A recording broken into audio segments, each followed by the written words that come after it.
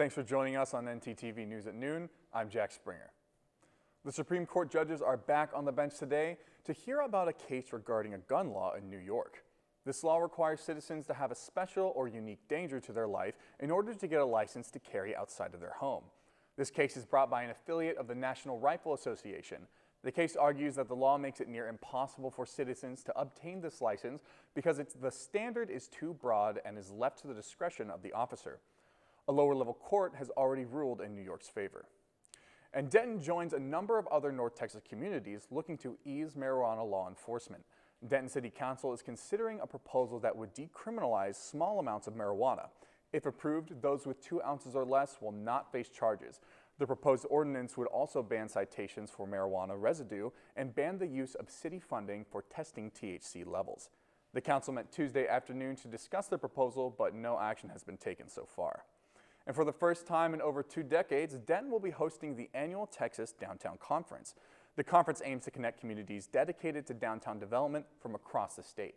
Attendees will include individuals and organizations representing cities, economic development initiatives, chambers of commerce, and businesses.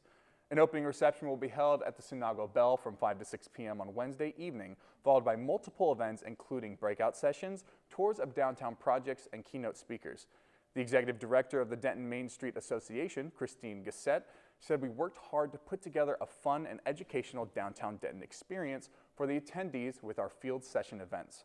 Multiple organizations from the Denton area have worked together to sponsor the event, including Discover Denton, Texas Women's University, and the City of Denton, among others. The UNT Military History Center will be hosting its 38th annual Alfred and Joanna Hurley Military Seminar this Saturday. The historic seminar brings together scholars, military veterans, and national security officers to discuss military conflicts from both the past and the present. Speakers include retired U.S. Army Colonel Ramon Tony Nadal and founder of the Dale Center for the Study of War and Society at the University of Southern Mississippi, Andrew Weist. Tickets are $50 and can be purchased online at untuniontickets.com. Thankfully, we can do a lot of things online, like buying tickets. I'd hate to be out in the cold more than I need to. Sydney, how's the weather looking? Well, Jack, the weather has been looking pretty gloomy, so make sure to bring a raincoat or a rain jacket if you do plan on going out.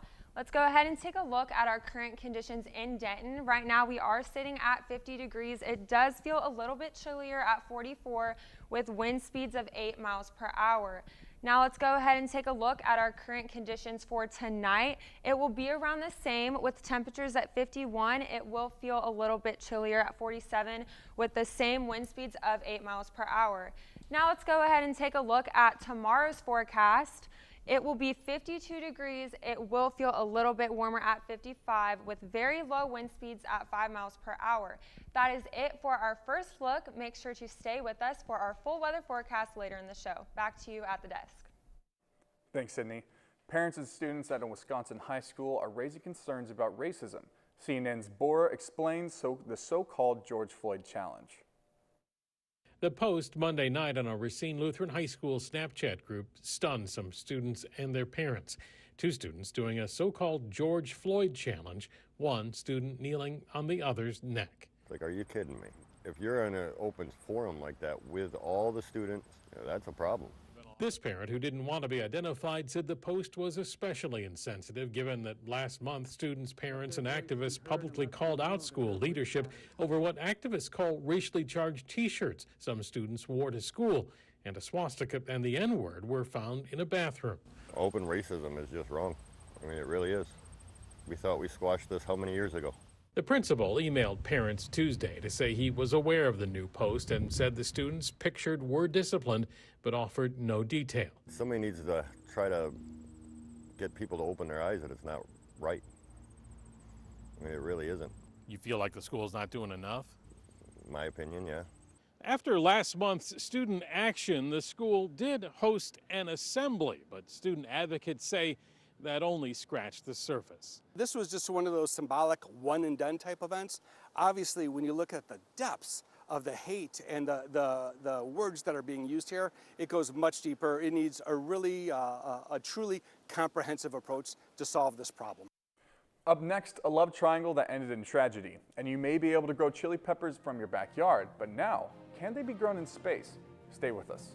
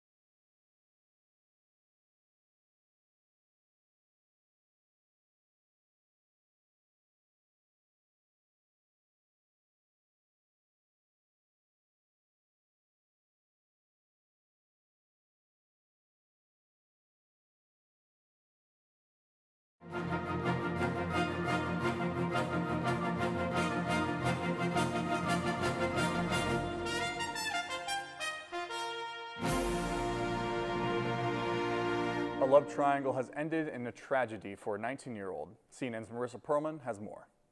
There's just no reasoning. There's no reason.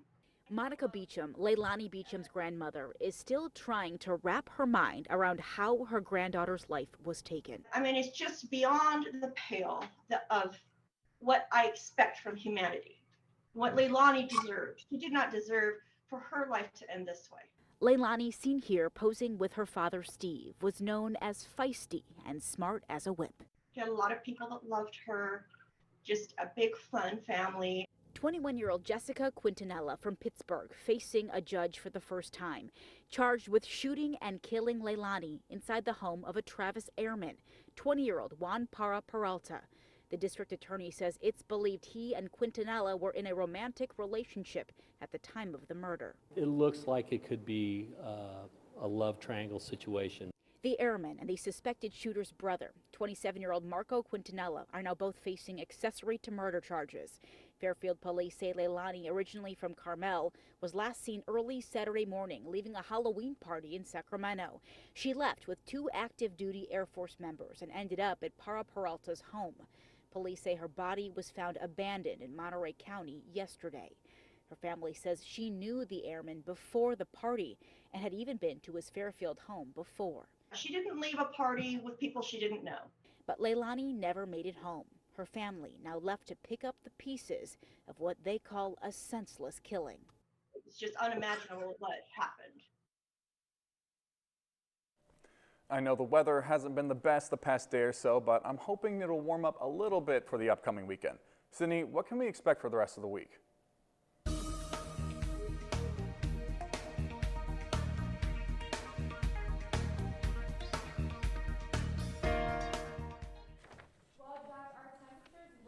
Fairly cool. As we can see, it's even pretty chilly at Apogee Stadium. The windmills are moving fairly fast.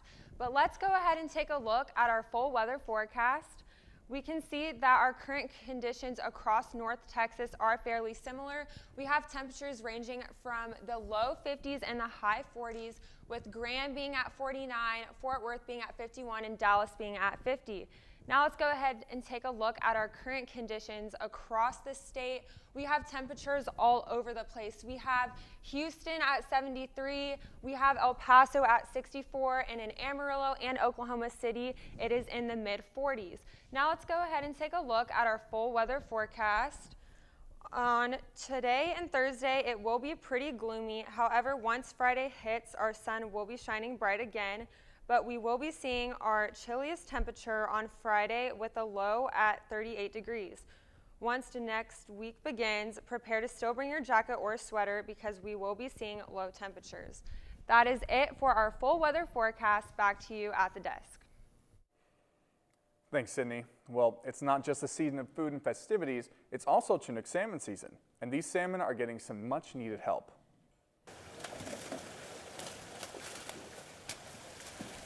It's part of the American River that's now accessible to salmon just in time for this year's run.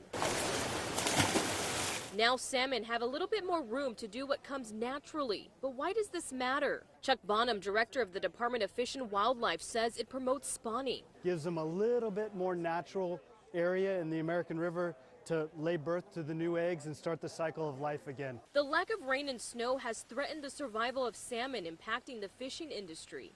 So did the recent storm save this year's salmon run? Chuck says not quite, but it did help.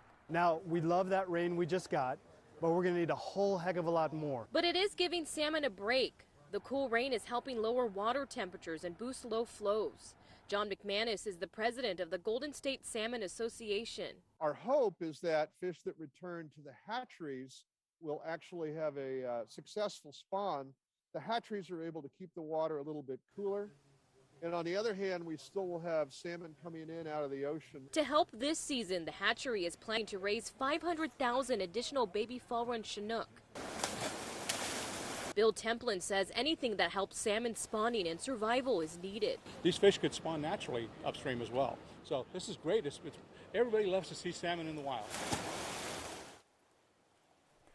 Have you ever had a taco so good you say, this is out of this world? Well, these astronauts at the International Space Station did just that.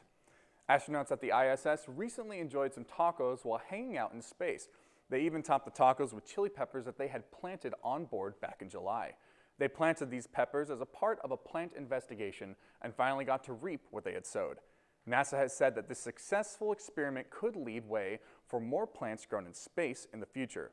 But for now, this was definitely their tastiest outcome yet.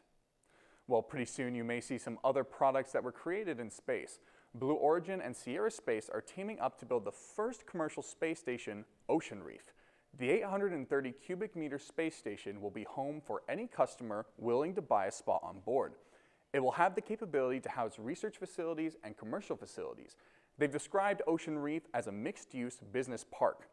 Also in development is the single-person spacecraft, which will serve as an alternative for spacewalks and will not require a bodysuit. No dates have been announced for the Ocean Reef's construction so far. Zillow is also shaking up the way they operate the company and announced that they're shutting down Zillow Offers. This division previously offered homeowners cash for their home before the company put it on the market to resell it. CEO Rich Barton said that the move is due to the unpredictability of home prices. This change will lead to a 25% reduction in staff with a total of 2,000 jobs lost. Up next, we give you a preview at Princess Diana's new movie and a new ice cream flavor that will debut just in time for Thanksgiving. Find out what after the break.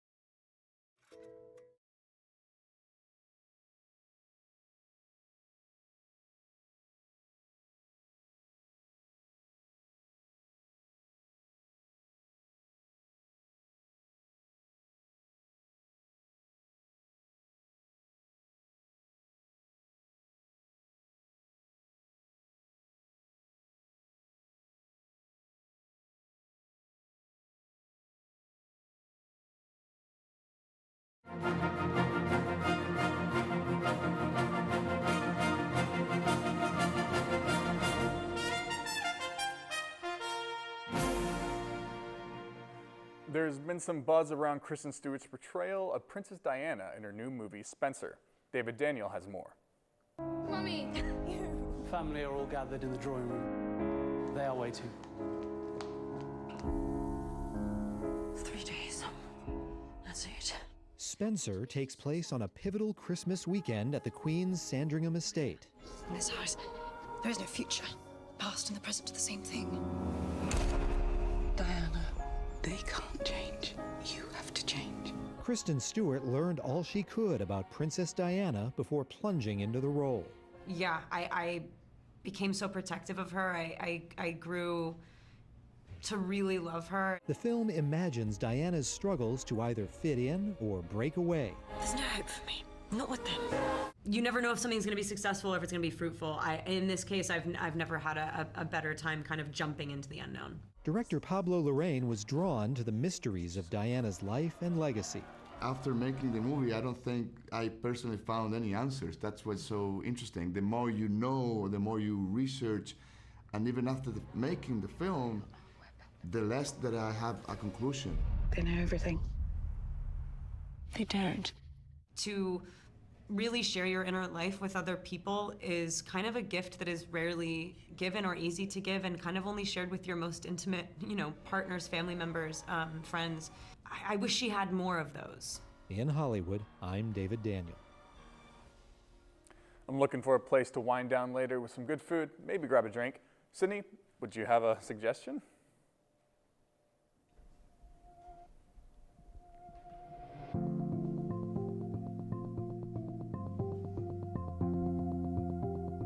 A beautiful atmosphere and a place with great food. Greenhouse Restaurant has both of these things and so much more. With being in Denton for over 2 decades, the restaurant continues to focus on giving back to the city as the community has given so much to them. Check it out. Greenhouse has been a local favorite for Tex-Mex and American fare since 1998. It was once Selby's Flower Shop, a greenhouse for a variety of plants, where the owner, Ken, got the name. We got our roots from it being a flower shop, and Ken's been really good about, keeping plants in the restaurant, making sure it looks really nice. The menu features dishes coming off a wood-fire grill, such as the popular honey chipotle salmon. Greenhouse also prides itself in their burgers, which it says customers claim are the best in town. We really pride ourselves on delivering a really quality product, and I think that we do a good job. Greenhouse also offers vegetarian and gluten-free options, aiming to provide healthy meals and make everyone happy. We really try and have a very wide array of something for everyone. Having a strong relationship with the community, the restaurant has had a strong support system while seeing through the challenges of the pandemic. Our most important priority is the community, first and foremost, especially coming out of the pandemic. Whenever we were going through all of that, we had a bunch of regulars who really came through for us. Likewise, Greenhouse makes sure to give back. It once provided free meals for workers in the service industry during the pandemic. We're there for our community, and they're there for us. They plan to hold events again post-pandemic that bring the communities together, from jazz music nights to puzzle nights. It would basically be a puzzle race. So it was a race to see who could finish the puzzle first. And everyone seemed to really like it. We had a lot of positive feedback, and hopefully sometime soon we can bring that back. Greenhouse aims to be a welcoming place for everyone to relax with a good meal. We've got great food, we've got great staff, and we'd love to see you. Greenhouse hopes to bring back all of the fun activities and game nights that they offered before the pandemic. If you plan on visiting the restaurant, it is located right off the square in Denton. Back to you at the desk. Thanks, Sydney. As the holidays approach, many people are looking for ways to give back. One local business has found a way to carry on with the charitable spirit throughout the year. Oak Street will continue Charity Mondays throughout the year and will continue to donate 25% of their proceeds to a local charity. As the holiday season kicks off, the World Series is wrapped up. James, tell us more about it. That's right. That's right, Jack. When we come back, baseball has officially come to an end. The Mavs are getting some fresh threads, and UNT basketball is hoping to have another historic season.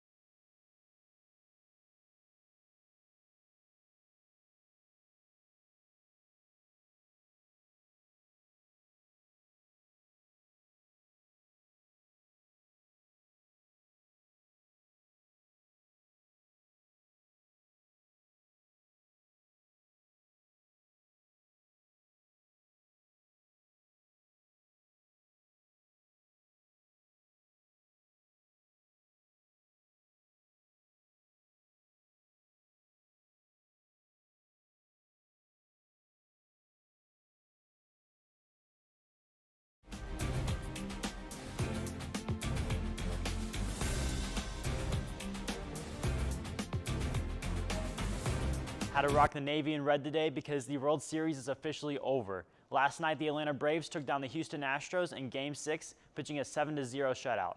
This is the Braves' first series win since 1995 and their first World Series appearance since 1999. And as you see here, they're absolutely partying like it's 1999. Congratulations to the city of Atlanta and the Braves organization. They actually had a losing record at the All-Star break and a 0.3% chance to win the World Series, but quite obviously managed to turn things around. Speaking of turning things around, the Mavericks hope to do just that tonight at 7:30 against the San Antonio Spurs after falling to the Miami Heat 125-110. The Mavs still hold a winning record at 4-3, but watching the Mavs is about to get a little bit cooler. On Monday, the Mavericks revealed their new City Edition uniforms for the NBA's 75th season. The uniforms feature a bit more of the classic green and also have the Mavericks' old logo. The organization stated this uniform represents a collaboration of elements from Mavs history and remixes the silhouette into a forward-facing look towards the future of the franchise.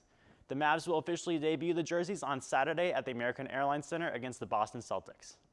And we are now roughly 1 week away from UNT basketball season. The men's team has already played an exhibition match against Arkansas, and tomorrow night you can watch the women's exhibition game against crosstown rival TWU.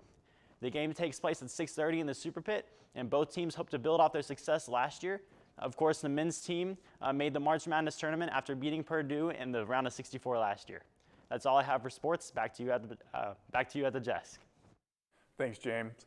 As the holidays approach, many people are looking for ways to give back. One local business has found a way to carry on with a charitable spirit throughout the year.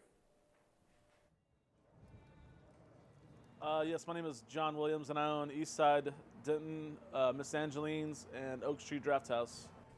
Well, I was born and raised here. Haven't left yet, and went to high school at Ryan High School, and then graduated from UNT back in 2004. And I've always just kind of fell in love with the town and the people and just the area and stuff like that. So decided to want to put my roots down and just open my own place, and that's what we did with Oak Street back about 10 years ago. And while John may have stayed close to home, it was more than the hometown feel that kept him around. It was in part due to the community's charitable spirit, which is what also sparked the idea in Mr. Williams for Charity Mondays. It all started at Oak Street Draft House, and I just got kind of wet and got into the bar business, and I felt like I need to give back to my community because the community gives to us.